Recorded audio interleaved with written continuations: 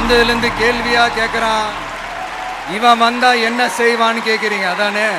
அதை செய்வோம் இதை செய்வோம் இந்த பொய்யான வாக்குறுதிகள்லாம் எப்பவுமே கொடுக்க மாட்டோம். எது நடைக்கு சாத்தியமோ எது உண்மையோ அதை மட்டும்தான் கொடுப்போம். ஏழ்மை வறுமை இல்லாத தமிழகம், குடும்ப ஆதிக்கம் இல்லாத தமிழகம், ஊழல் இல்லாத தமிழகம், உண்மையான மக்களாட்சி, மனசாட்சி உள்ள மக்களாட்சி. கான்ஃபிடண்டா இருங்க, நல்லதே நடக்கும், வெற்றி நிச்சயம்.